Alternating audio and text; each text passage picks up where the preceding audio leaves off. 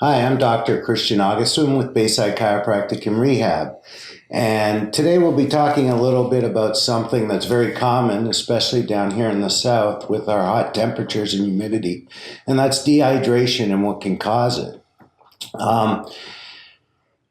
If you've ever experienced dehydration, it causes a lot of symptoms. One of the most common symptoms is a headache.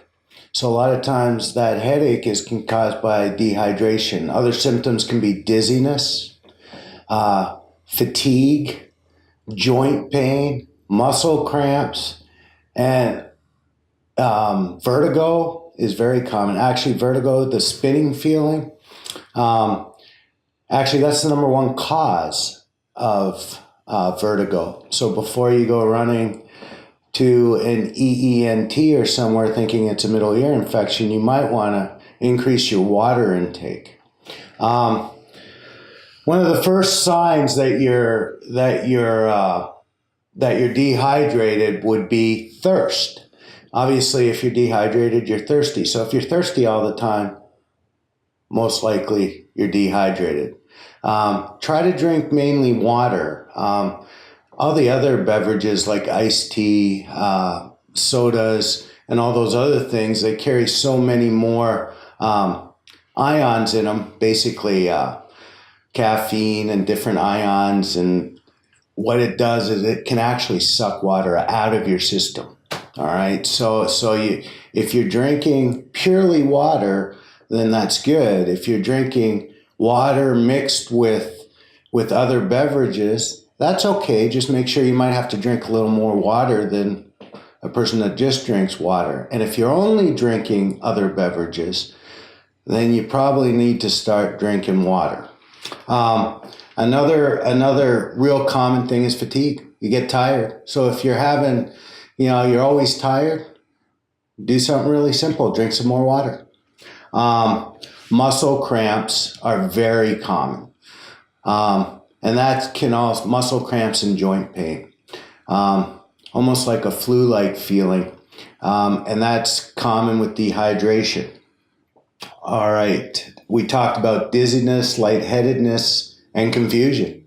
Like if you get so dehydrated that, you risk going into, some kind of shock, then confusion. It'll almost look like well, I guess it looked like you were crazy. Dry skin is very common. I see a lot of patients and, you'd think with all the humidity, we're not in a very dry environment, but they have dry skin. It's because they're dehydrated. So a simple thing is to just drink more water. Racing heartbeats, increased heart rate. Well, if you get dehydrated and your water gets low, then the blood becomes actually thicker and it makes your heart work harder to actually pump it around. So you can have increased heart rate and all kinds of other symptoms associated with that, shortness of breath and different things associated with that. Now, how much water should you drink?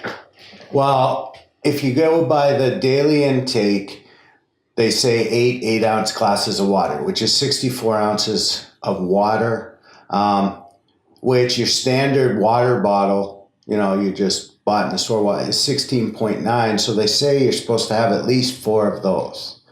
I don't really agree with that, especially in this environment. I don't think it's enough. I think it's the bare minimum. A better average would be at least half of your body weight, if not more. If you exercise regularly or you train really hard, you should be drinking, 2 or 3 bottles of water a couple hours before you go exercise. You should almost guzzle a bottle just before you exercise, and then right after 2 to 3 bottles. One sign that you're not drinking enough is when you first start exercising, you sweat profusely, and then all of a sudden, halfway through, you stop sweating. That's a sign that you're dehydrated. And the risk, too, in that case is when you're sweating out water, you're also sweating out sodium. So that's why sweat's so salty. So what you want to do if you're really into physical activity is you need to maybe take some sodium packets, especially for your longer distance runners or your high intensity workouts, even if they're only 30, 40 minutes.